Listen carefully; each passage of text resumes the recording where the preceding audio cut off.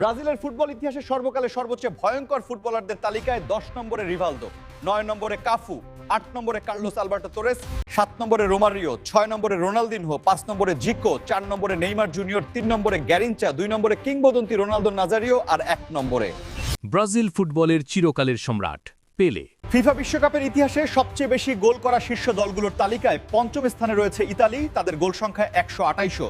চতুর্থ স্থানে ফ্রান্স 136 গোল, তৃতীয় স্থানে আর্জেন্টিনা মোট গোল 152, দ্বিতীয় স্থানে জার্মানি 232 গোল, আর বিশ্বকাপের সবচেয়ে বেশি গোল করা দল ব্রাজিল, গোল সংখ্যা 237। আর্জেন্টিনা ফুটবল ইতিহাসে সর্বকালের সবচেয়ে ভয়ঙ্কর ফুটবলারদের তালিকা। 5 নম্বরে শুরু করছি কার্লোস তেভেজ, 4 নম্বরে হুয়ান রোমান রিকেলমে, 3 নম্বরে গোল মেশিন গাব্রিয়েল বাতিস্তুতা, 2 নম্বরে ফুটবল ইতিহাসের অন্যতম সেরা ডিয়েগো ম্যারাডোনা, আর 1 নম্বরে আধুনিক ফুটবলের অবিসংবাদিত সম্রাট লিওনেল মেসি।